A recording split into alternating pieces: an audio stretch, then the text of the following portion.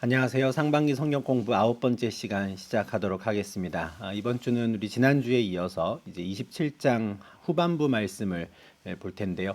우리 앞선 전반부에서는 종교 지도자들 산헤드린 공회와 총독 빌라도에게 이제 재판을 받으시고 이제 예수님께 사형 선고가 내려지는 장면까지 보았습니다. 이제 예수님께서 십자가형에 처해지기 위해서 이제 넘겨지게 되고 이제 오늘 27장 후반부에서는 예수님의 십자가 죽음과 또 장사 지내신 바 된 그 내용들에 대해서 살펴보도록 하겠습니다. 우리 지난주에 보았던 내용이 이렇게 끝났습니다. 31절 말씀이었죠. 희롱을 다한 후 홍포를 벗기고 도로 그의 옷을 입혀 십자가에 못 박으려고 끌고 나가니라 합니다. 십자가 이제 못 박히시러 이제 끌려 나가는 장면까지 보았는데 지난주 말씀드린 대로 이 십자가 처형이라고 하는 것은 그 십자가에 달릴 죄수가 자기가 매달리게 될 십자가까지 지고 가는 겁니다. 십자가를 자기가 직접 지고 처형장까지 가는 것이죠. 골고다라고 하는 처형장까지 가는 건데 예수님도 마찬가지입니다. 그래서 예수님께서 직접 이제 십자가를 지고 가시는 상황인데 이런 상황이 벌어졌다 그래요. 32절입니다. 나가다가 시몬이란 구레네 사람을 만남에 그에게 예수의 십자가를 억지로 지워 가게 하였더라 합니다. 예수님이 십자가를 지고 가는데 그 길에 시몬이라고 하는 사람이 있었고 그에게 예수의 십자가를 지웠다. 이건 이제 로마 군인들이 한 겁니다. 그 당시 로마 군인들은 이럴 권리가 있었다 그래요. 지나가던 사람을 그냥 붙잡아다가 어떤 일이든 좀 시킬 수 있는 권한이 로마 군인들에게 있었다라고 합니다. 그러니까 예수님이 십자가를 지고 골고다까지 가야 하는데 아마 잘 못 가셨던 것 같아요. 아마 오랜 시간 또 조롱을 당하고 채찍질을 당하고 하면서 이미 이 체력이 상당히 소진된 상태였던 걸로 보이는데 그러다 보니 예수님이 십자가를 지고 갈 수가 없는 거죠. 그래서 옆에서 길에 서 있던 사람들 중에 한 사람을 붙잡아다가 너가 이 십자가를 같이 져라라고 했더니 이제 그 사람이 시몬이라는 사람이었고 구레네 출신이었다 하는 겁니다. 구레네가 어디냐면요. 이게 지금 현재 구글 맵에서 보면 리비아에서 이렇게 제일 좀 지중해 쪽으로 볼록 올라온 저 지역이 이제 구레네입니다. 리비아 지역이라는 나라에 속해 있는 땅인데 구레네 사람이에요. 구레네에서 출신으로 지금 현재 예루살렘에 와 있습니다. 이번 6월절 절기를 지키기 위해서 예루살렘을 특별히 방문한 것인지 아니면 일찌감치 이제 예루살렘이 유대 땅으로 이주해서 살던 구레네 출신의 유대인이었는지는 저희가 알 수 없지만 저 예루살렘에서 저렇게 사는 것이죠. 마가복음 15장 21절에는 이 구레네 사람 시몬에 대해서 좀 더 구체적인 설명이 있습니다. 알렉산더와 루포의 아버지인 구레네 사람 시몬이 이렇게 되어 있거든요.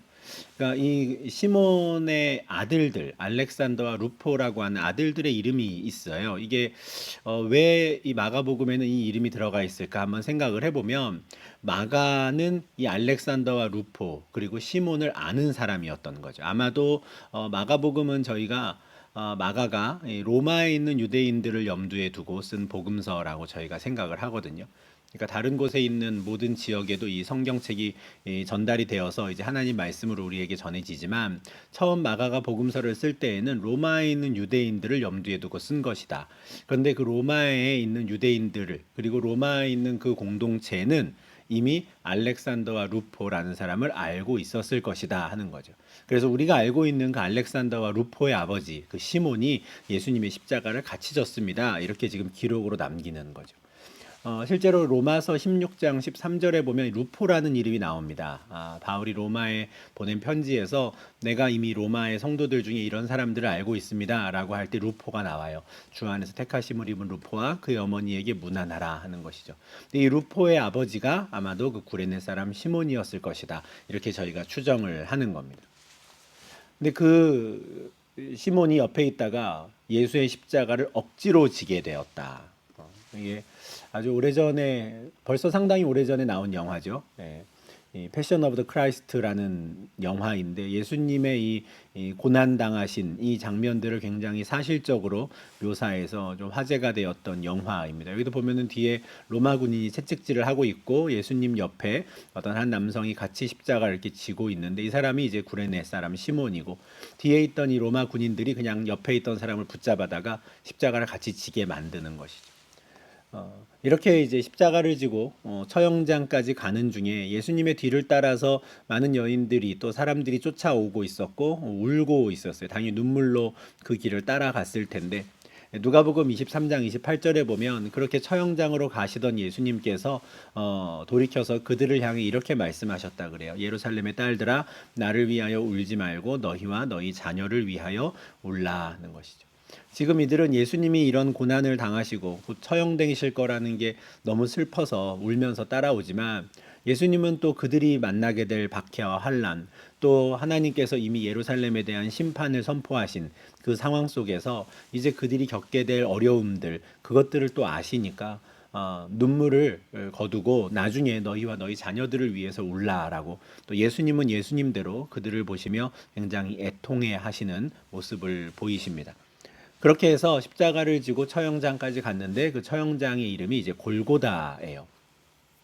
이 골고다라는 이름의 뜻이 이제 해골의 곳, 해골이 있는 곳 이런 뜻이라는 건데, 어떤 분들은 이 지형 자체가 해골 모양이라서 골고다라고 불린다라고 하지만 그것보다는 이곳이 이제 늘 처형이 이루어지던 곳이기 때문에, 그리고 늘 시신이 그곳에 이제 던져지던 곳이기 때문에 실제로 그곳에 많은 뼈, 사람의 뼈가 이제 널려 있었던 지역으로 보입니다.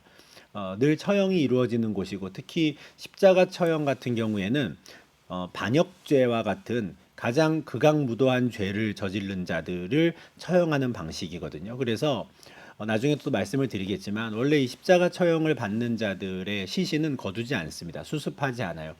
이거는 뭐 동서고금을 막론하고 모든 나라에서 마찬가지죠. 반역을 일으킨 자의 시신을 수습한다라는 건 내가 그 사람과 한패다라는 걸 드러내는 것이기 때문에 어느 누구도 감히 그 시신을 수습하지 않습니다.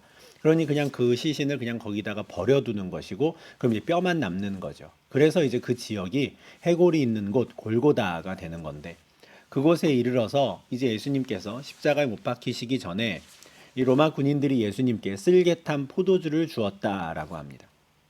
이 쓸개탄 포도주가 실제로 십자가 처형을 당하는 자들에게 주어지는 것이다, 또 이렇게 생각하시는 분도 있고, 또 어떤 분들은 그게 아니라 계속해서 군인들이 예수를 조롱하기 위해서 쓸개탄 포도주를 주었다 하시는 분도 있습니다.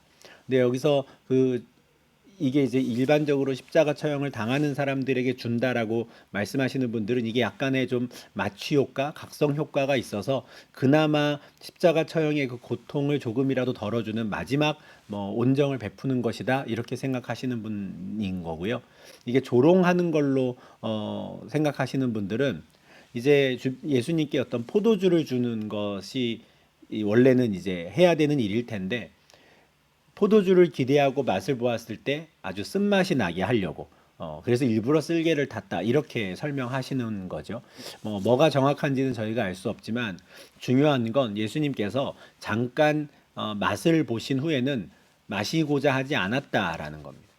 쓸개탄 포도주를 갖고 왔는데 조금만 맛을 보시고는 이것을 거부하십니다. 만약에 이것이 모든 십자가 처형을 당하는 이들에게 주어지는 것인데 이것을 거절하셨다라는 거면 어떤 각성 상태, 마취 상태에서 그 고난을 당하는 게 아니라 온전히 그 고통을 감내하겠다라는 예수님의 뜻이라고 생각할 수도 있겠습니다. 그렇지만 또 예수님께서 앞서 하셨던 말씀에 좀 연관을 지어서 한번 생각을 해보면, 지금 이것이 쓸개를 타긴 했지만 어쨌든 포도주이거든요. 근데 예수님께서 제자들과 마지막으로 유월절 식사를 하시면서 내가 포도나무에서 난 것을 이제부터 내 아버지 나라에서 새 것으로 너희와 함께 마실 때까지 마시지 않겠다 하셨거든요. 이 말씀으로 인해서 이것이 쓸개탄 포도주, 역시 포도에서 난 것이기 때문에 그것을 거부하신 것 아닌가, 또 이렇게 생각할 수도 있겠습니다. 예수님께서 그 쓸개탄 포도주를 마실 것을 거절하시자 이제 이 군인들은 예수를 십자가에 못 박는 일을 진행하기 시작합니다. 이제부터 이제 처형이 공식적으로 시작이 되는 것이죠. 35절부터 37절입니다. 그들이 예수를 십자가에 못 박은 후에 그 옷을 제비 뽑아 나누고 거기 앉아 지키더라. 그 머리 위에 이는 유대인의 왕 예수라 쓴 죄패를 붙였더라. 이렇게 예수님을 십자가에 못 박고 이제 나무를 쫙 세워서 바닥에 꽂습니다. 십자가를 꽂을 수 있는 구멍이 있었을 것이고, 그래서 눕혀놓은 채 예수를 십자가에 못 박고 그 십자가를 세우는 것이죠. 그렇게 세워지는 순간부터 이제 하중이 조금씩 이제 아래로 쏠리기 시작을 하는 겁니다. 그러면서 결국에는 진이 빠져서 죽게 만드는 것, 그것이 이제 바로 십자가 처형인데, 그렇게 못 박아서 예수님을 십자가에 세워둔 이후에 이제 이들은 계속해서 예수를 놀리기 시작하는 것이죠. 근데 마가복음 15장 25절에 보면 예수님이 십자가에 못 박히신 그 때가 제3시였다라고 말합니다. 유대인들의 시간을 오늘로 환산을 하려면 6시간을 더하면 되거든요. 그래서 제3시에 못 박히셨다라는 건 오전 9시에 못 박히셨다는 겁니다. 우리 지난번에 보았던 26장, 27장 전반부 내용을 한번 쭉 생각을 해보시면 이 종교 지도자들이 얼마나 빠르게 지금 이 일을 진행해 왔는가, 이 단 몇 시간 안에 이미 이 골고다의 예수를 못 박기 위해서 얼마나 빠르게 일을 진행했는가를 저희가 알 수 있습니다. 그 전날 저녁에 유월절 식사를 제자들과 하시고 겟세마네 동산에 가서 기도하실 때에 이제 붙잡혀 가셨거든요.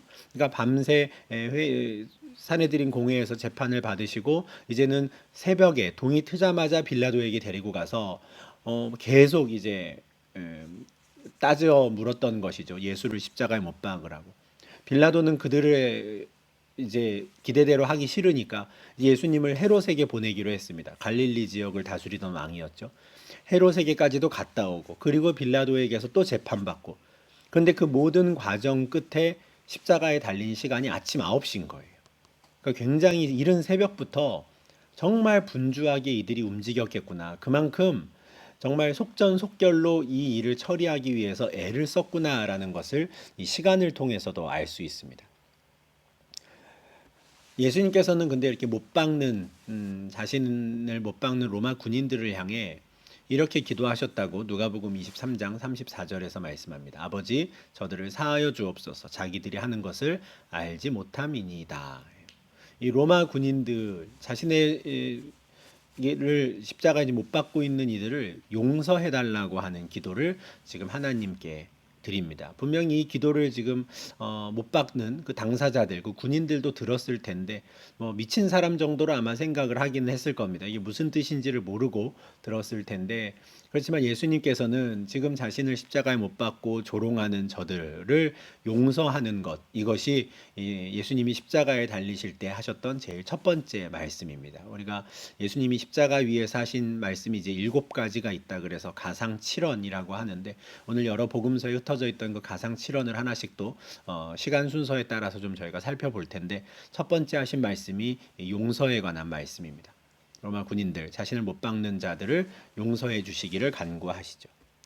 그러나 그것에 아랑곳하지 않고 이 군인들은 계속해서 예수님을 조롱하고, 또 예수님의 옷을 다 벗겨서 십자가에 못 박은 것이기 때문에 남아있는 옷을 누가 나눠 가질 것인가 제비를 뽑습니다. 제비 뽑고 이제는 예수가 십자가에 달려서 죽을 때까지, 숨을 거둘 때까지 거기 앉아서 이제 시간을 보내기 시작하죠. 지키기 시작하는 겁니다. 근데 예수님의 이 옷을 군인들이 제비 뽑아 나눠 가진 것, 이것도 역시 하나님의 말씀의 성취라고 성경은 이야기합니다. 시편 22편 18절에 그들이 내 겉옷을 나누며 속옷을 제비 뽑나이다라고 하는 말씀이 있는데, 이 일이 이제 그 십자가에 예수님이 달리실 때 이루어진 일인 거죠. 그렇게 십자가에 예수님이 발가벗겨진 채 달리고, 밑에서는 로마의 군인들이 제비를 뽑아서 옷을 나눠 갖고 요러는데, 사람들이 시선을 끄는 게 하나 있습니다. 예수님의 머리 위에 붙어 있는 죄패죠. 십자가 처형을 당하는 죄인들의 죄목이 그 위에 붙어 있는 거예요. 이 사람 뭐 반란죄, 뭐 강도, 뭐 여러 가지가 붙어 있을 텐데, 예수님의 죄명은 유대인의 왕이라는 겁니다. 이는 유대인의 왕 예수라고 하는 죄패가 붙어 있었다 하는데, 요한복음 19장 20절에 보면 빌라도 총독은 특히 이 죄패를 3기 국어로 썼다 그래요. 히브리와 로마와 헬라말로 기록했다.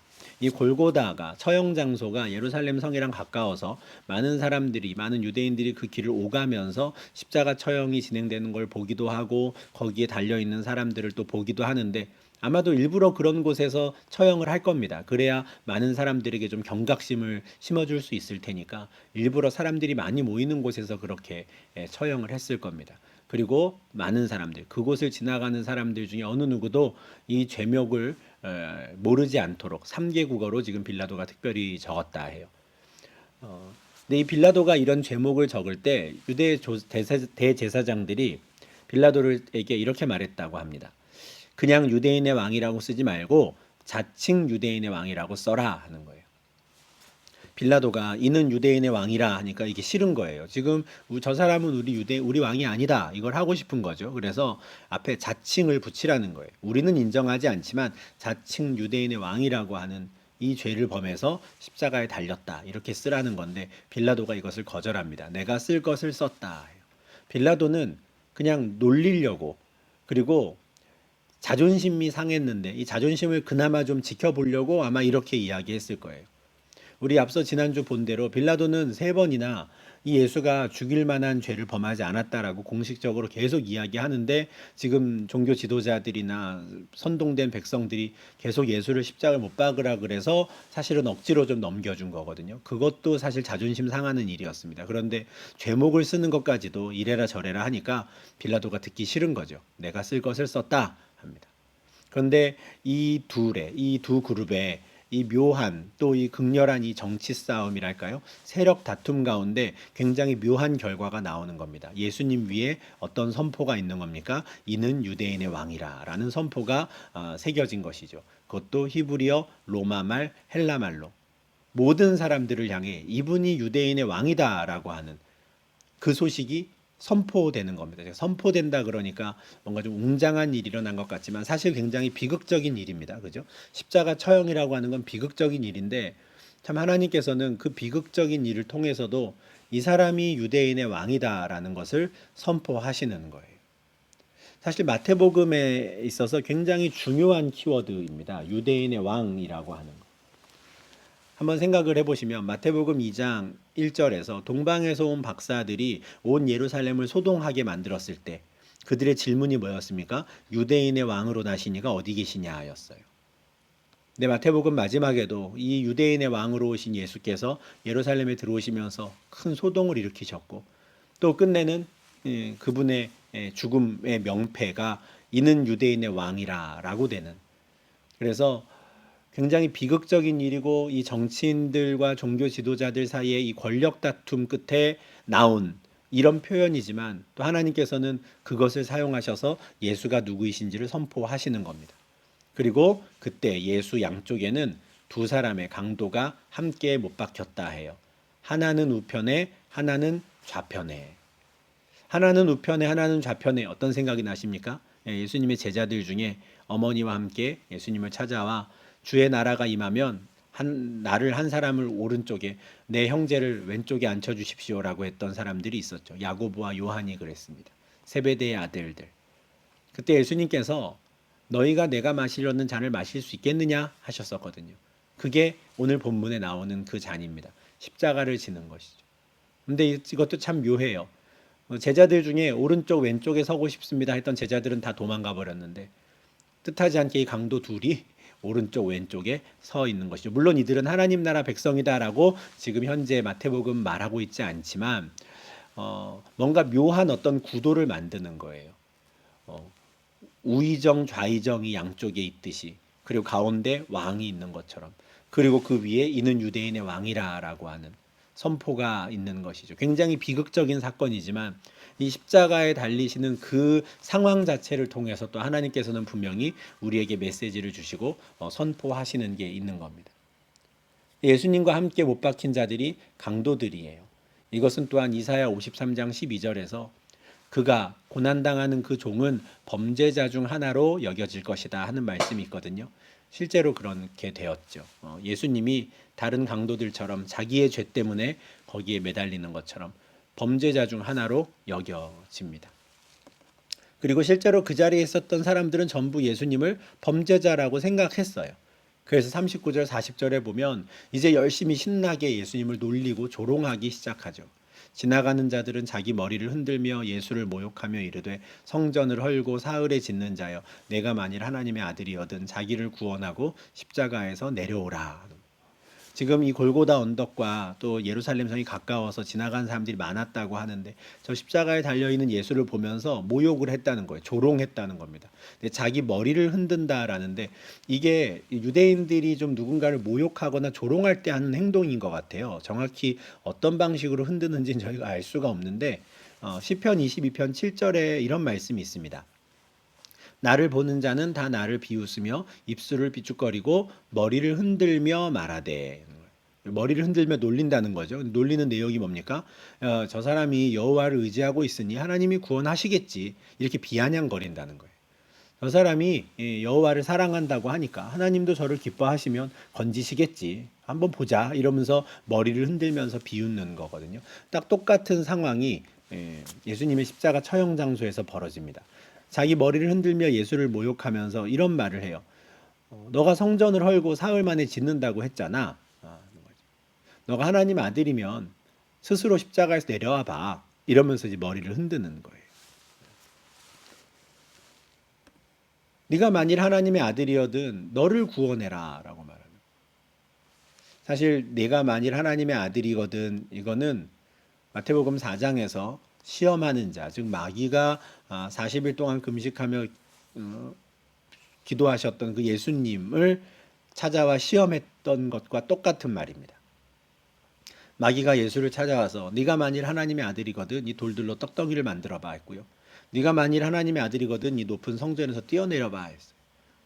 쉬운 길을 가라고 하는 유혹이었다 말씀을 드렸습니다. 이 돌로 떡을 만들면 사람들이 다 너가 하나님 아들인 거 알아줄걸?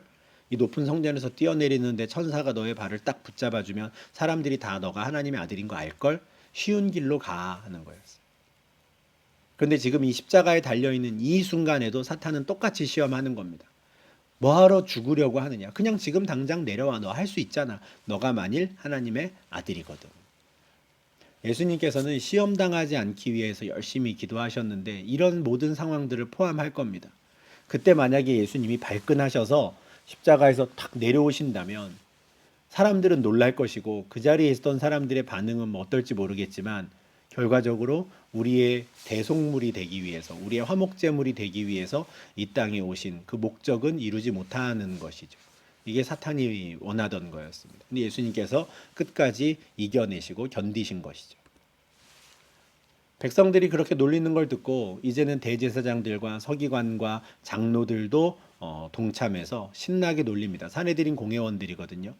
예수를 십자가에 못 박고 싶었는데 정말 많은 사람들이 이 사람을 지지하고 있어서 차마 함부로 할 수 없어서 그래서 꾹 참고 꾹 참았는데 뜻하지 않은 기회에 지금 예수를 못 받게 되니 너무 속이 시원한 겁니다. 이 사람들은. 그래서 열심히 조롱해요. 야, 너가 메시아라면서 넌 다른 사람들은 구원하면서 정작 너는 구원 못하냐? 이러는 거예요. 너가 이스라엘의 왕이라면서 지금 십자가에서 내려와 봐. 그러면 우리가 믿을게. 하는 거죠. 4장에서 이거 사탄의 시험과 똑같은 말들을 이 산헤드린 공회원들이 합니다. 이들은 하나님 믿는 사람들이 아니었어요.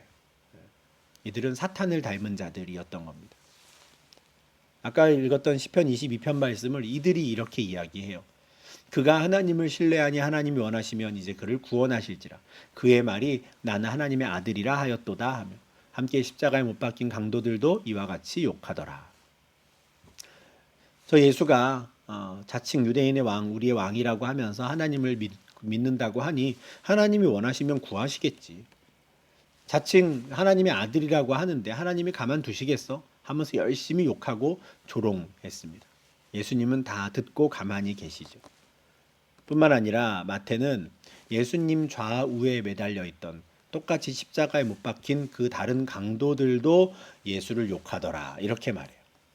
근데 이 내용은 우리가 누가복음에서 알고 있는 내용과 좀 다르죠. 누가복음 23장 39절 41절에 보면 양쪽에 함께 십자가에 못 박혀 달려있던 두 강도들 중에 한 사람은 예수님을 변호하는 모습이 나오거든요.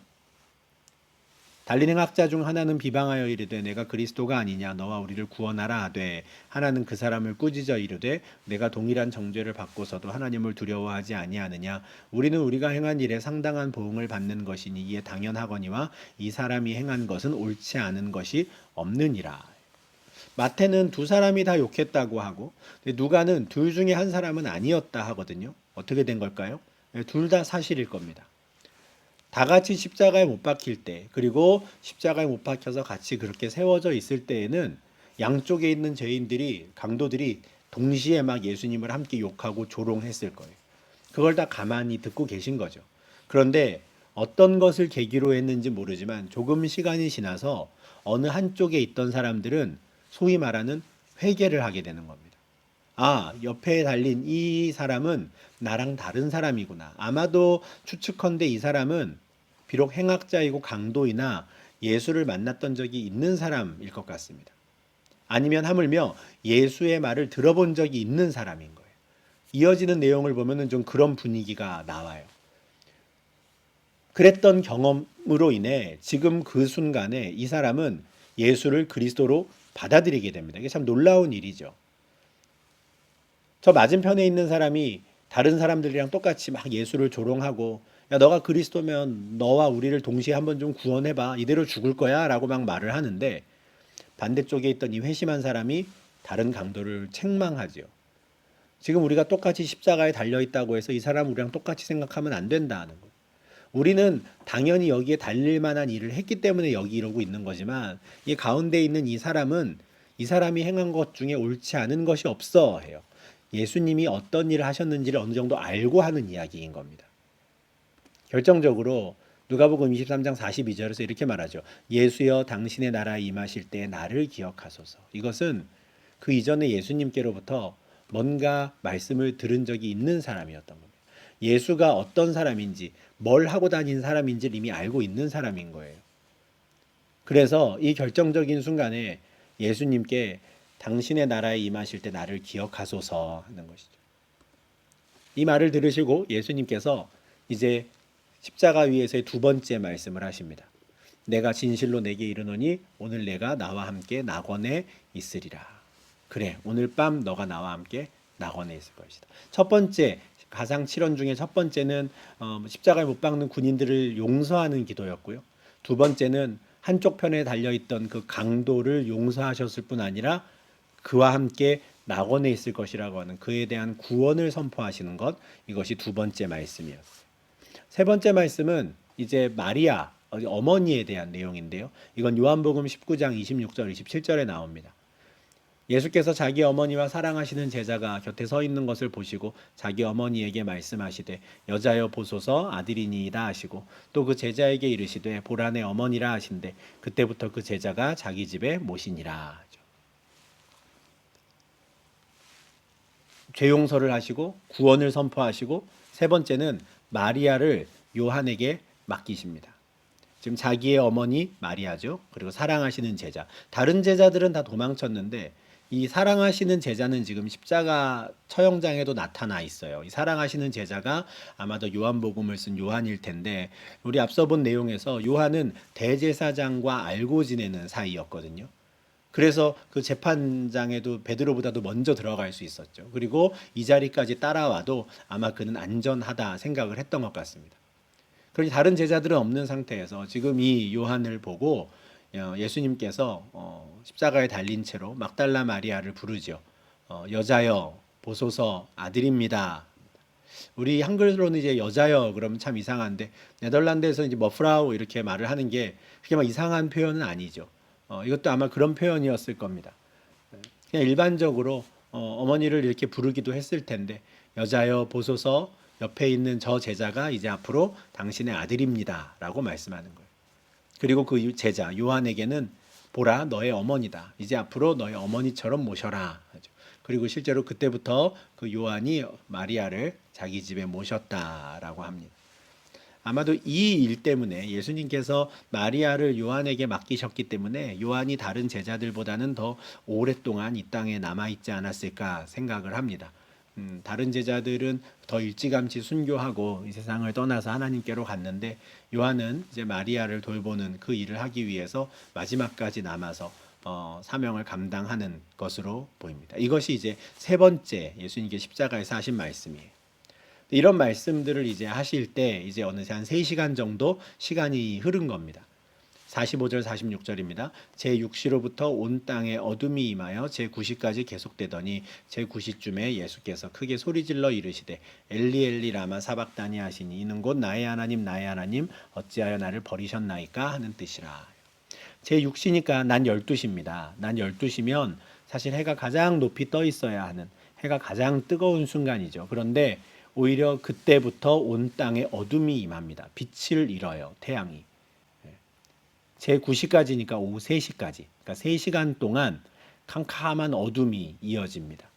이것은 이제 예수님의 죽음에 대한 어떤 애도, 또 그 죽음에 대한 하나님의 이 감정, 또 하나님의 생각들을 나타내신 장면으로 보여요. 온 땅에 어둠이 임합니다. 아모스서 8장 9절에 보면, 아모서가 아니라 아모스인데요. 이 마지막 날에 대해서 하나님께서 이렇게 예언하게 하셨습니다. 그날에 내가 해를 대낮에 지게 하여 백주의 땅을 캄캄하게 할 것이다. 그날에 우리의 죄값을 다 치르는 날, 곧 이 세상의 마지막 때가 시작되는 그날에 내가 해를 대낮에 지게 해서 백주의 땅을 캄캄하게 하겠다 했는데 실제로 그런 일이 벌어진 것이죠. 그리고 그렇게 캄캄해진 상태에서 제9시쯤 오후 3시쯤 되었을 때 예수님께서 크게 소리를 지르십니다. 이게 이제 네 번째 소리를 지르시는 건데, 말씀하시는 건데, 엘리 엘리 라마 사박다니 하시는 겁니다. 나의 하나님 어찌하여 나를 버리셨나이까 라는 의미다라고 설명이 되어 있죠. 겟세마네에서 예수님께서 기도하실 때 시험에 들지 않기를 기도하라 하면서 정말 간절히 기도하셨을 때 제가 이 구절에 대해서 한번 말씀을 드린 적이 있습니다.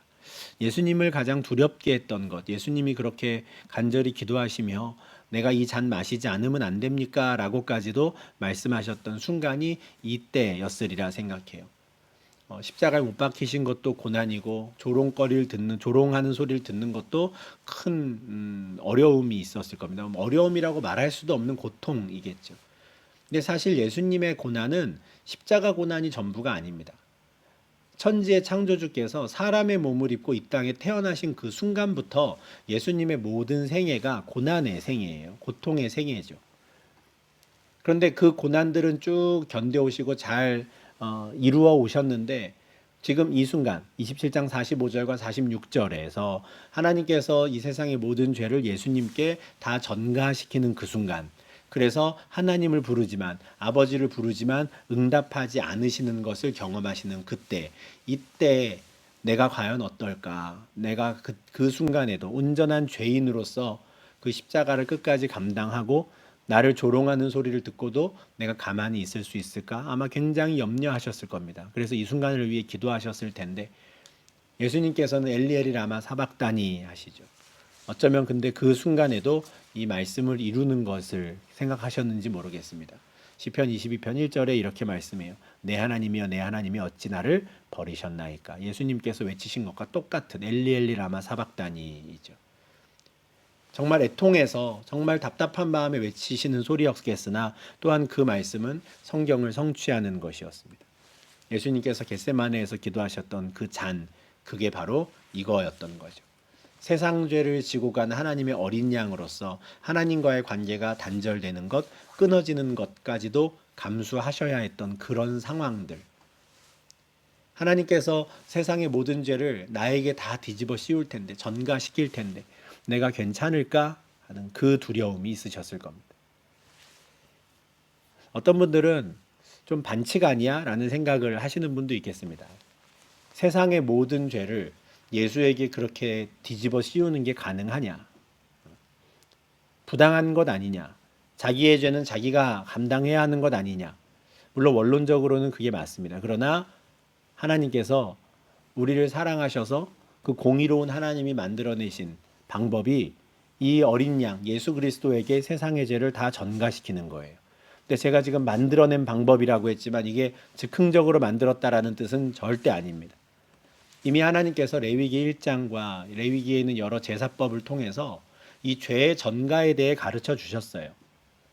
레위기 1장 3절 4절에 보면 소의 번제를 드릴 때 내 죄를 사함받는 제사를 드리고 싶다면 제사를 드리러 온 그 죄를 범한 당사자가 자기가 끌고 온 그 제물의 머리에 안수하게 되어 있습니다. 이 안수가 죄를 전가시키는 행위예요.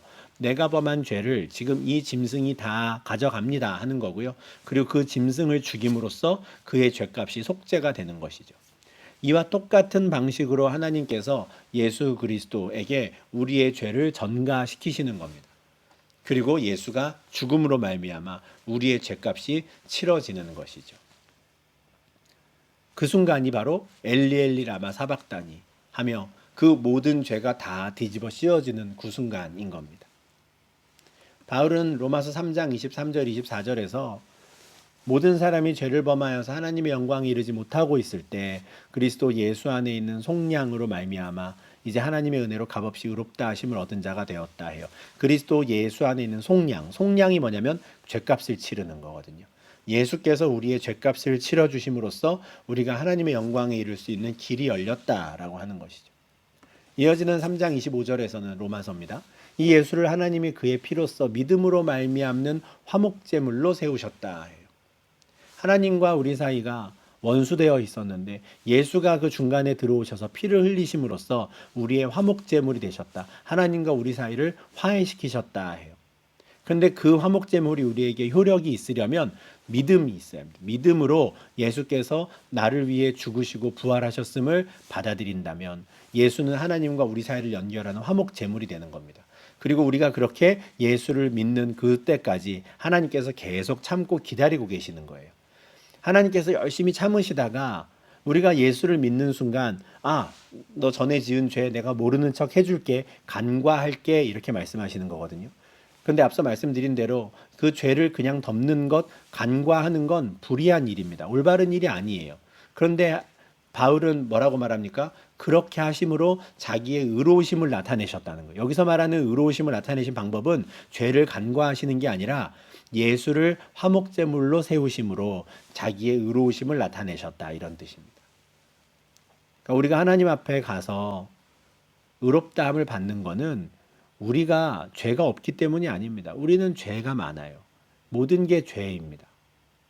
그러나 예수께서 그 피값을 치르셨기에, 그 죄값을 치르셨기에 너는 죄 없어 라고 의롭다 여겨주시는 것인 거죠.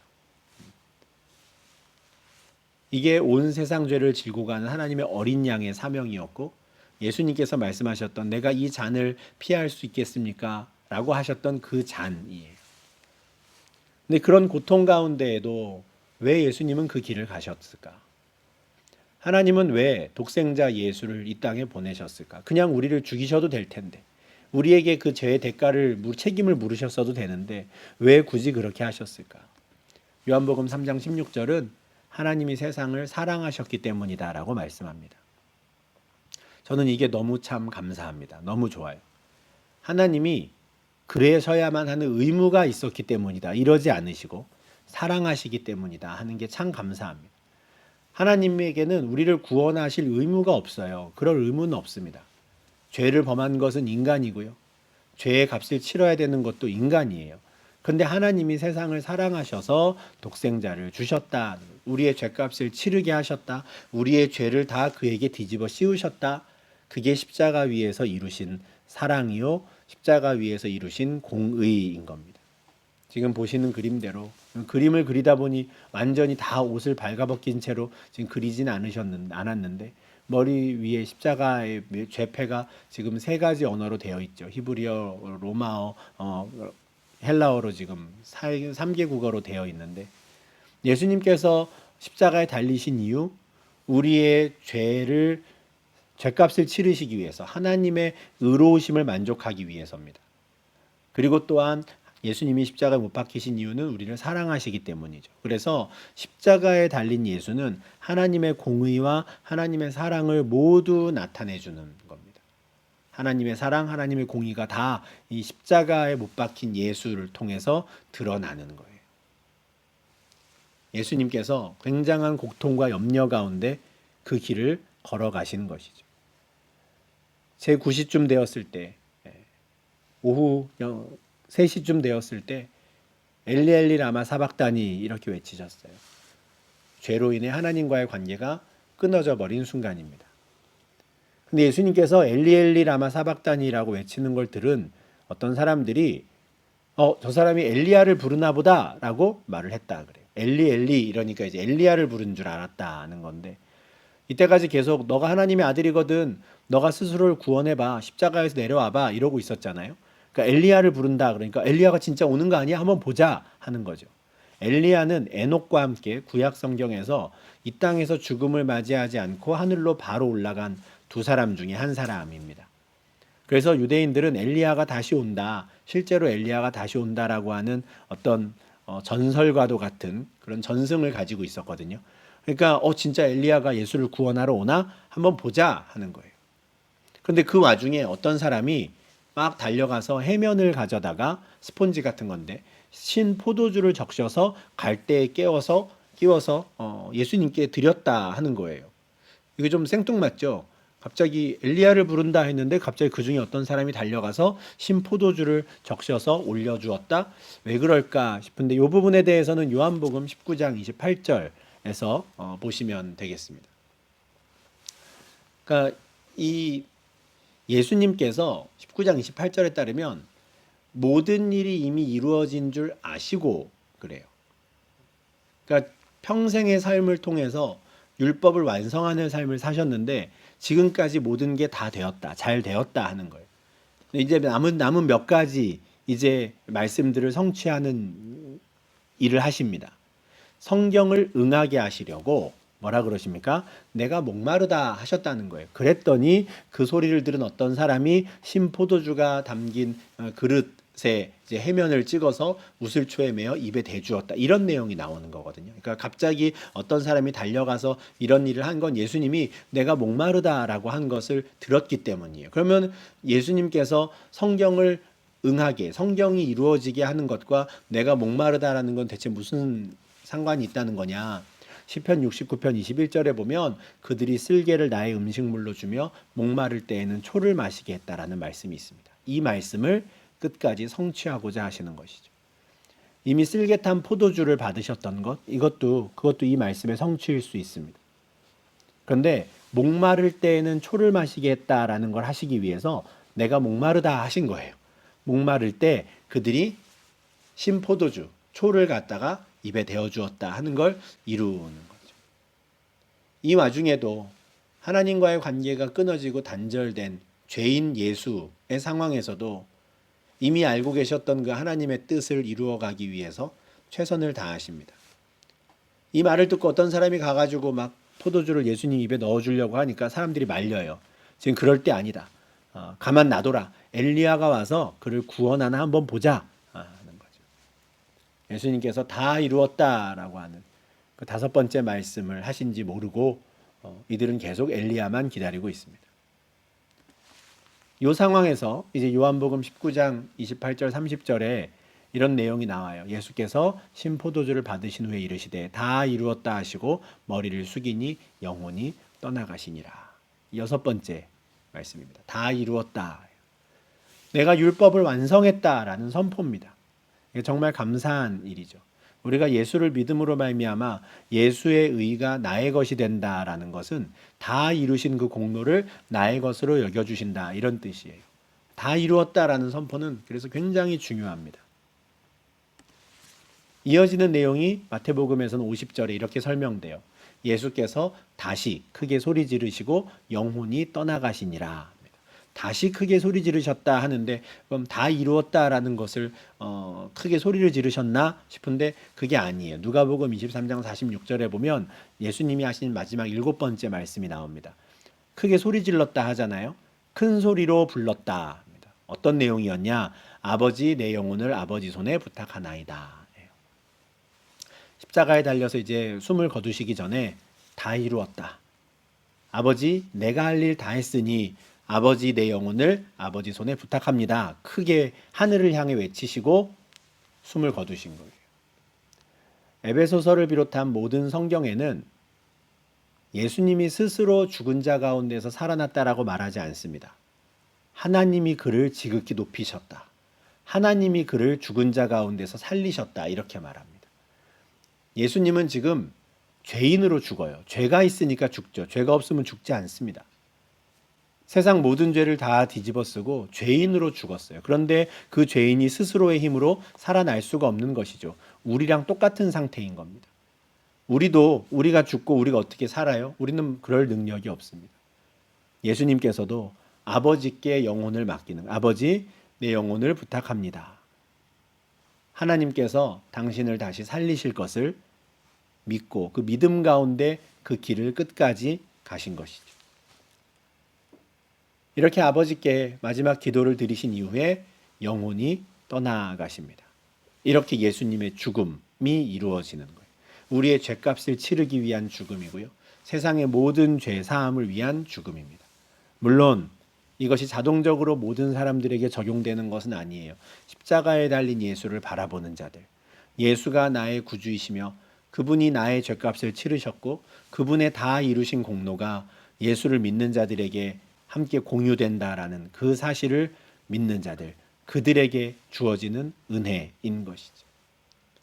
예수님의 이 십자가 죽음을 우리가 이제 고난 주간인데요. 이 고난 주간에 지금 묵상을 하게 되는데 우리가 정말 깊이 묵상할 수 있으면 좋겠습니다. 예수님의 고난에 동참한다라는 건 뭐 내 몸을 혼자 뭐 찢고 쪼개고 이렇게 고통스럽게 하는 그런 게 아닙니다. 그게 고통에 참여하는 게 아니에요. 우리가 어떻게 감히 하나님의 아들의 그 고난에 우리가 동참하겠습니까? 우리가 예수 그리스도의 고난을 묵상한다라는 건요. 예수의 고난 당하심에 우리가 감사하는 거예요. 우리가 감사 말고 뭘 더 할 수 있겠습니까? 고난을 묵상한다는 건 받은 은혜를 기억하고 감사하는 거예요. 그것으로 충분하다 아마 하실 거라고 생각합니다. 우리가 뭐 같이 고행을 한다고 하는 거 다 맞지 않는 소리입니다. 이미 다 이루셨어요. 더 이상의 고행과 고난이 필요 없습니다. 다 이루셨죠. 우리가 이 예수님의 고난을 정말 제대로 묵상하며 주님께 감사하는 저희 될 수 있으면 좋겠습니다. 육신의 몸을 입고 오셔서 인생의 모든 순간이 고난이셨겠지만 마지막 이 다 이루시기 위한 이 고난까지도 기꺼이 감당하시고 온전히 죄인 예수로 숨을 거두신 그 예수의 사랑을 기억할 수 있으면 좋겠습니다. 네, 이렇게 첫 번째 영상 마무리하고요. 이제 20장 마지막 이제 더 완전 마지막 후반부 내용은 다음 영상에서 계속 이어가도록 하겠습니다.